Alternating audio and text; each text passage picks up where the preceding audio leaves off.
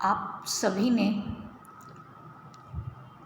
गर्भाधान, पुंसवन, सीमंत इन 3 संस्कारों को पढ़ा। अब हम अगला संस्कार जातकर्म संस्कार जिसको कहा है उसको हम अध्ययन करेंगे। जातकर्म संस्कार का समय मतलब मूल जो उसका समय है, मुख्य काल, वह नालद छेदनात् पूर्वम, अर्थात बच्चा जब माँ से जुड़ा हुआ है, उसका नाल का छेदन नहीं हुआ है, उस समय पर करने का विधान है। अगर उस समय नहीं हो फिर इन्होंने उसका समय बताया है आशौच निवृत्ति उपरांत, अर्थात आशौच की निवृत्ति जब हो जाए। आशौच की निवृत्ति कब होती है? तो आशौच निवृत्ति के लिए एक श्लोक हम हमेशा पढ़ते आए हैं। शुद्धे विप्रदशाहेन द्वादशाहेन भूमिपे वैश्य पंचदशाहेन शूद्रो मासेन शुद्ध्यति, अर्थात अगर आप जो 4 वर्ण हैं उसमें से ब्राह्मण, क्षत्रिय, वैश्य और शूद्र, ब्राह्मण के लिए इन्होंने बताया है शुद्धेत विप्र दशाहीन है। 10 दिन में वह ब्राह्मण शुद्ध होते हैं। द्वादशाहीन भूमि पे अर्थात क्षत्रिय जो हैं वह 12 दिन में। वैश्य पंचदशाहीन है, वैश्य 15 दिन में। और शूद्रो मासेन शुद्ध्यति, शूद्र 1 महीने में शुद्ध होते हैं। तो जब आशौच की निवृत्ति हो जाए उसके बाद में शुभ दिन, कोई अच्छा दिन देख करके, अर्थात जब आपकी तिथि, वार, नक्षत्र जो इसमें कहे गए हैं, क्योंकि उन्होंने बताया है कि मुख्य कालातिक्रमे, मुख्य काल का जब अतिक्रमण हो गया है तो गुरु आदि का अस्त भी नहीं हो, शुक्र अस्त भी नहीं हो, शुभ नक्षत्र हो, रोहिणी, त्रिउत्तरा, अश्विनी, हस्त, पुष्य, अनुराधा, रेवती, मृगशिर, चित्रा, श्रवण, स्वाति और पुनर्वसु, ये नक्षत्रों को इन्होंने शुभ नक्षत्र माना है कि इन शुभ नक्षत्रों में, और गुरु शुक्र का जो अस्त होता है वो भी नहीं हो।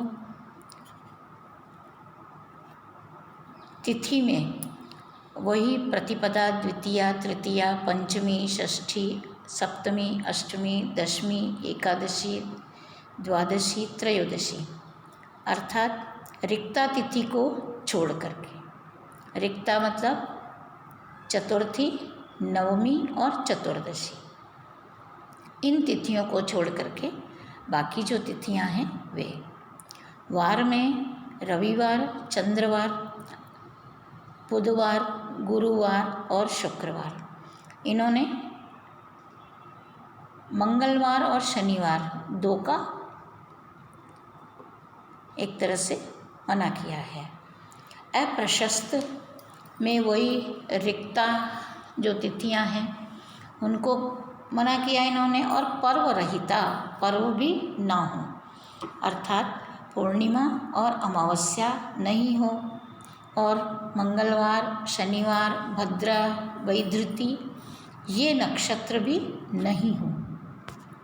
तो इन्होंने जातकर्म संस्कार करने का विधान कहा है। जातकर्म के साथ ही एक संस्कार और किया जाता है जिसको नामकरण संस्कार के नाम से कहा जाता है। जन्मदिने जातकर्मानंतरम तत्काल है, अर्थात या तो जन्मदिन जिस दिन आप अगर नालद छेदनात् पूर्व, नाल छेदन से पहले यदि आप जातकर्म संस्कार कर रहे हैं तो उसी समय पर आप नामकरण संस्कार भी कर देंगे। लेकिन यदि आप आशौच निवृत्ति के बाद में जातकर्म संस्कार कर रहे हैं तब भी आप नामकरण संस्कार उसी के साथ में करेंगे।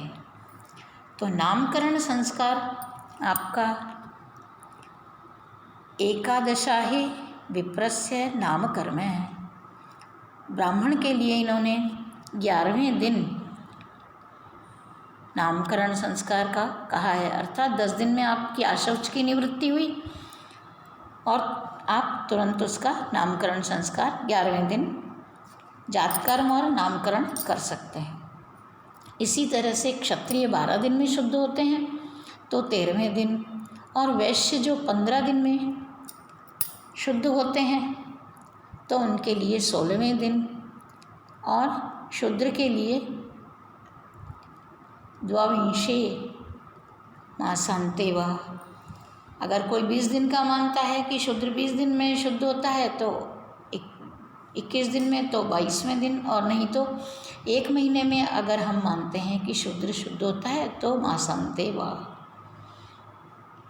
इनमें मुख्य काल जो तिथि नक्षत्र चंद्रादि अनुकूल्यादि गुण धर्म न कुर्यात्। मुख्य काल में हम तिथि नक्षत्र और चंद्र का कोई अनुकूलता नहीं देखते हैं, अर्थात नालच छेदन के समय पर तो जो भी तिथि हो, जो भी नक्षत्र हो,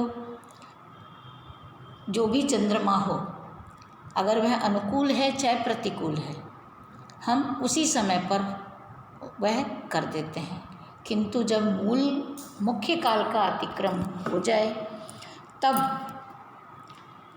हम शुभ नक्षत्र भी देखेंगे, शुभ चंद्रमा भी देखेंगे, शुभ तिथि भी देखेंगे। सारी चीज़ें जब शुभ मिलेंगी तभी हम ये काम, मतलब जातकर्म और नामकरण संस्कार करवाएंगे। इन्होंने क्योंकि अप्रशस्त तिथियाँ वो बताए गए हैं, तिथि नहीं, अप्रशस्त तिथि के अलावा भी इन्होंने योग वगैरह भी अप्रशस्त कहे हैं। तो तिथि में चतुर्थी, षष्ठी, अष्टमी, नवमी, द्वादशी, चतुर्दशी, पूर्णिमा रहिता तिथय प्रशस्ता। इनसे रहित जो तिथियां हैं वो प्रशस्त हैं। प्रशस्त तिथि में इन्होंने प्रतिपदा, द्वितीया, तृतीया, पंचमी, सप्तमी, दशमी, एकादशी और त्रयोदशी, वार में चंद्रवार, बुधवार, गुरुवार, शुक्रवार, ये प्रशस्त हैं। नक्षत्र में अश्विनी, तीनों उत्तरा, रोहिणी, मृगशिर, पुनर्वसु, पुष्य, हस्त, स्वाति, अनुराधा और श्रवण, धनिष्ठा, शतभिषा, रेवती, इन नक्षत्रों को प्रशस्त बताया है। अप्रशस्त में वैधृति, व्यतिपात, संक्रांति, मतलब संक्रांति हो या संक्रांति का दिन है तो ग्रहण दिन, अमावस्या, भद्रा, अगर इस तरह से कोई चीज़ प्राप्त होती है तो ये सारे शुभ कर्म उसमें वर्ज्य हैं। इसलिए जब शुद्ध हो जाए उसके बाद में आप मुहूर्त निकाल कर ही बच्चे का जातकर्म और नामकरण संस्कार करें। इसके बाद में एक संस्कार इन्होंने फिर बताया है जिसको कि सूर्यावलोकन कह सकते हैं या निष्क्रमण, अर्थात घर से बाहर, मतलब सूतिका का जो कमरा है उस सूतिका ग्रह से उसको बाहर निकालने का इन्होंने कहा है धर्म सिंधुकार ने कि तृतीय मासे सूर्यावलोकनम, तीसरे महीने में सूर्य का अवलोकन करवावें या निष्क्रमणम, बाहर निकालें। शुक्ल पक्ष शुभ प्रोक्त कृष्णश्च अंत्यत्रिकम विना। शुक्ल पक्ष हमेशा अच्छा कहा है और कृष्ण पक्ष में अंत्यत्रिक, अंतिम जो त्रिक है अर्थात तेरस, त्रयोदशी, चतुर्दशी और अमावस्या, ये अंतिम जो 3 तिथियां हैं इनको छोड़ करके होना चाहिए, जो भी तिथि हो। इसके अलावा रिक्ता, षष्ठी, अष्टमी, दर्शो द्वादशी च वर्जिता। रिक्ता तिथि भी नहीं हो, षष्ठी और अष्टमी भी नहीं हो, दर्श मतलब अमावस्या, अमावस्या भी नहीं हो, और द्वादशी च वर्जिता, द्वादशी तिथि भी वर्जित कही गई है। वार में गुरु, शुक्र, बुधवार आप किसी भी दिन ले जा सकते हैं बच्चे को बाहर। नक्षत्र में अश्विनी, त्रिउत्तरा, रोहिणी, मृगशिर, पुनर्वसु, हस्त, अनुराधा, श्रवण, धनिष्ठा और रेवती। इसमें आप बच्चे को सूर्य का अवलोकन कराएं, निष्क्रमण अर्थात उसको देव दर्शन कराएं, या जहाँ भी आपके कुल देव हैं उनके यहाँ पर उनको उसको दर्शन के निमित्त से ले जाएं। ये एक संस्कार इसमें कहा गया है। इसके बाद में आता है आपका अन्नप्राशन, अर्थात बच्चा मतलब कुछ 4 से 5 महीने का हो गया है, इसके बाद में उसका कुछ कुछ खिलाना हम शुरुआत करते हैं। तो अच्छे शुभ मुहूर्त में उसको अन्न का प्राशन अर्थात खिलावें। वहाँ खाएगा तो नहीं, लेकिन फिर भी उसको अन्न को एक तरह से चटाना, थोड़ा सा उसको अन्न को उसके मुंह में रख देते हैं, तो वह उसका जो व्रत है जो जन्म से लेकर अब तक चल रहा था, मतलब 5 महीने तक बच्चे ने कुछ भी नहीं खाया है, अन्न नहीं गया है, दूध पर ही वह है, तो अब उसको अन्न भी थोड़ा थोड़ा खिलाना हम प्रारंभ करेंगे। तो वह कहते हैं कि अन्नप्राशन षष्ठे, अष्टमे, दशमे, द्वादशे व मासे पूर्णे वत्सरे व पुंसो अन्नप्राशनम, अर्थात सममास में, सममास तो इन्होंने कहा है छठा, 8वां और 10वां, 12वां, मतलब द्वादश, दशमें, द्वादशी, इन महीनों में आप उसको अन्न का प्राशन करवा सकते हैं जो पुत्र है उसके लिए। और पुत्री के लिए इन्होंने विषम मास की गणना की है। पंचम, सप्तम, नवम मासेषु स्त्रीणाम अन्नप्राशनम, अर्थात 5वें, 7वें और 9वें महीने में जो बालिकाएं हैं, लड़कियां, उनको अन्नप्राशन करवाएं। इसके लिए प्रशस्त तिथि,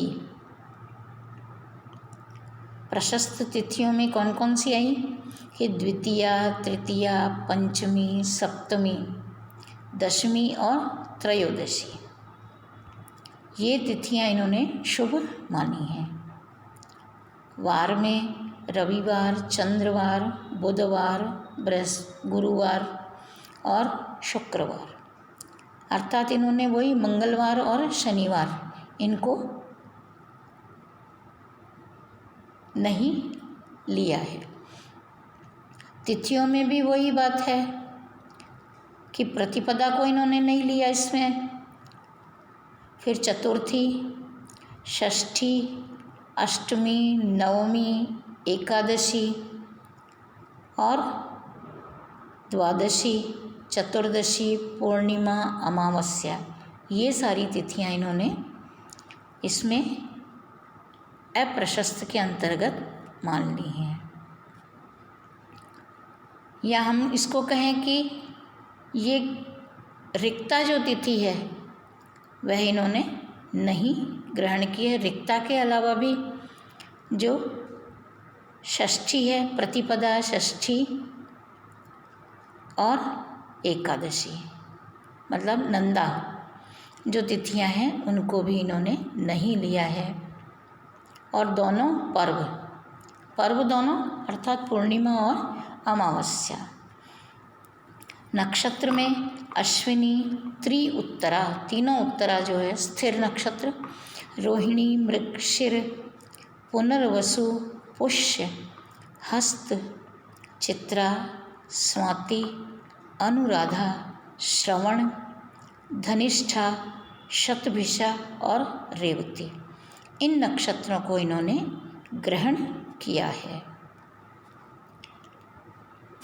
अप्रशस्त नक्षत्रों में भद्रा, वैधृति, व्यतिपात, गंड, अतिगंड, वज्र, शूल, परिघ, इन सबको इन्होंने वर्जित बताया है। सबसे पहले इन्होंने क्या बताया है कि आप अन्न का जब प्राशन करवाते हैं तो विष्णु, शिव, चंद्रार्कादि दिक्पाल, भूमि,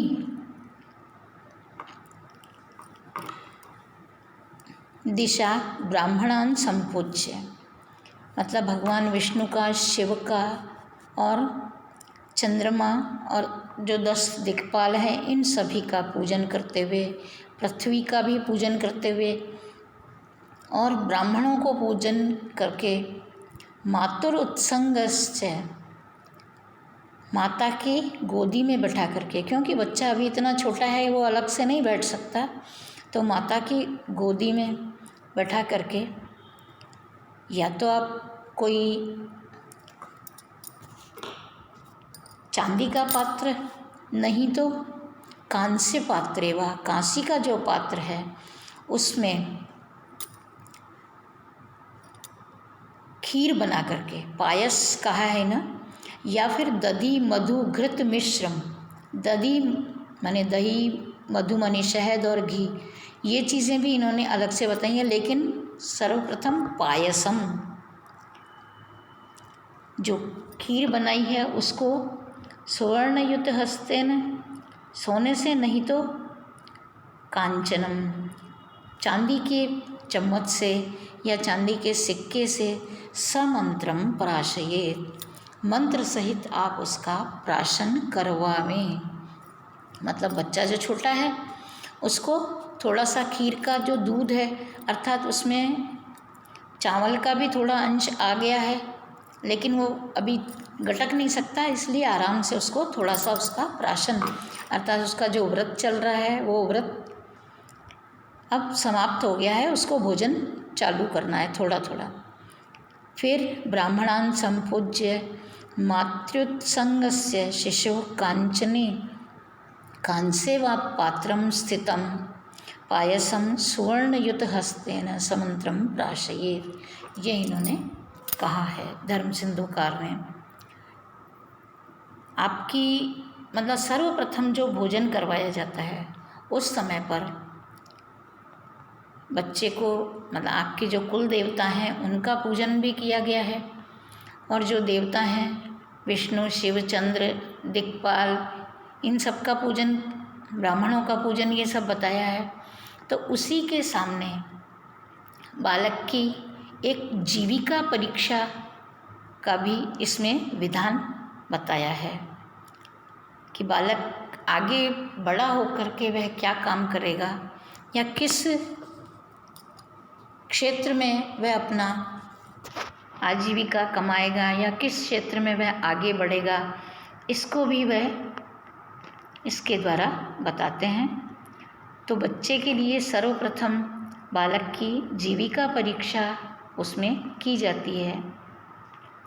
अग्रतो अथ परिण्यस्य शिल्प वस्तुनि सर्वशः, मतलब शिल्प वाली जो भी वस्तुएं हैं आप वो रख सकते हैं इसके सामने में। शस्त्राणि चैव वस्त्राणि ततः पश्चेत लक्षणम, मतलब आपने जो भी चीज़ें आपने रखी हैं उन पर ध्यान रखना है उसको, मतलब बच्चे को कोई लग नहीं जाए। तो उसमें आपको क्या क्या वस्तु रखनी है, पुस्तक भी रखनी है, मतलब धर्म, अर्थ, काम, मोक्ष, चारों ही पुरुषार्थों से संबंधित वस्तुएं, अर्थात वहाँ पर आप अपने कुछ आभूषण भी रख सकते हैं, या कुछ पुस्तक भी रख सकते हैं, कुछ माला वगैरह ऐसी वस्तुएं वो भी रख सकते हैं। और जो भी कोई शिल्प की ऐसी, तो प्रथमम यत् स्पृशेत बालः, उन्होंने कहा है बच्चा जिस वस्तु को सबसे पहले स्पर्श करता है, पुस्तकादि स्वयं तदा, अगर पुस्तक आदि से तो आप समझ जाइए कि ये पुस्तक से अपनी आजीविका चलाएगा। जीविका तस्य बालस्य तेनैव तु भविष्यसि, उसी चीज़ से उसकी बच्चे की आजीविका प्रकट होती है। तो यह जीविका परीक्षा का भी एक अच्छा सुंदर इसमें वर्णन मिलता है। अन्नप्राशन संस्कारेषु मलमास और गुरु शुक्र अस्तादि दोषो नास्ति। ये क्यों नहीं है? क्योंकि कई कुलों में, परिवारों में ये निश्चित होता है कि हम तो इस महीने में बच्चे को अन्नप्राशन करवाएंगे ही, भले उसमें कोई अस्त हो चाहे उदय हो, उससे उनको कोई फर्क नहीं पड़ता। जैसे नवरात्र की नवमी के दिन कई बच्चों के, कई कुलों में इस तरह से अन्नप्राशन संस्कार करवाया जाता है। तेन षष्ठ्यादि मासे, मतलब छठे आदि जो भी महीने में है, अस्तादि दोष सत्वेपि, धर्म सिंधुकार ने कहा है कि अस्तादि दोष होने पर भी अष्टमादि मासे, आप अगर आपके यहाँ पर है मान्य कि आप छठे महीने में नहीं करके 8वें में कर लें तो चल जाएगा, तो आप ऐसा कर सकते हैं। नहीं तो अपनी कुल मर्यादा परंपरा के अनुसार आपको यह अन्नप्राशन संस्कार का विधान प्राप्त होता है। इस प्रकार से अब हम जात कर्म, नामकरण और इसके बाद में है आपका सूर्यावलोकन या निष्क्रमण संस्कार। और निष्क्रमण के बाद में अन्नप्राशन, बच्चे को अन्न का प्राशन कब करवाना है? पुरुषों के लिए, मतलब लड़कों के लिए सममास, बच्चा जब 6, 8, 10, 12 इस तरह से है, इन महीनों में होता है। और लड़कियों के लिए पंचम, सप्तम, नवम, इन मास में अन्नप्राशन किया जाता है। अन्नप्राशन में आपके कुल मर्यादा के अनुसार जो महीना निश्चित है वो भी आप कर सकते हैं। और इसके अलावा आप अच्छा मुहूर्त देखकर भी इसका, मतलब तिथिवार, नक्षत्र, योग, करण के अनुसार उसका मुहूर्त देख करके आप अन्नप्राशन संस्कार करवा सकते हैं। बालक की जीविका परीक्षा भी इसमें बताई गई है। इस प्रकार से आपका ये संस्कार, अन्नप्राशन संस्कार तक आज की हमारी ये कक्षा अब समाप्त होती है।